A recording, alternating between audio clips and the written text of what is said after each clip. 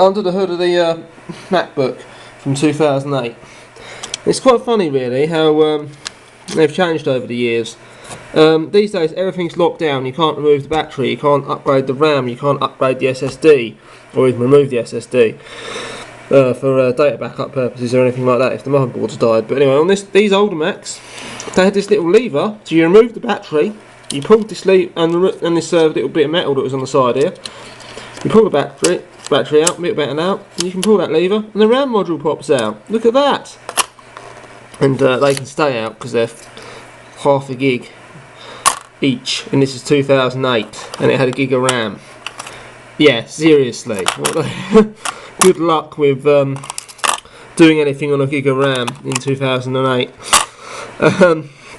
A CPU is an Intel Core 2 Duo T8100. It's based on the 45nm manufacturing process and is clocked at 2.1 GHz. That sounds amazing, you're probably all saying.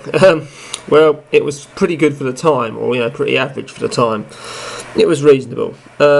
As for graphics, we've got the integrated Intel graphics, and that would have also been using up some of that RAM, so that 1GB of RAM would have been used up fairly quickly. At a minimum, they would have been using 128 megabytes of RAM just for the graphics, so you've got even less RAM for the operating system to run, although OS X was obviously fairly light compared to Windows Vista that was out at the time. Was it Windows 7 by 2008? No, I'm pretty sure it was still Windows Vista. And of course we've got the SATA drive here. So yeah, a removable hard drive, regular standard SATA drive. I'll be putting an SSD in here, replacing this screen and giving it a general tidy up and fixing whatever's wrong on this logic board, if anything. I need to replace the fan assembly because the connector has basically fallen apart. The connector on the board seems okay, it might not be though, I might need to replace it.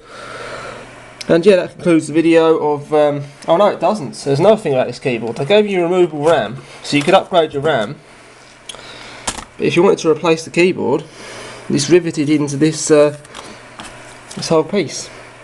You had to replace the whole trackpad and keyboard assembly. Yeah, that couldn't have been particularly cheap, assuming you could even get the part at all. I'm pretty sure Apple would have been quite locked down on parts like that. And of course, it was quite common for this to chip with these laptops. I don't know why, but they did have a problem with chipping and cracking. We have a big crack on the base of this machine. Yeah, it's actually quite a lot worse than I thought it was.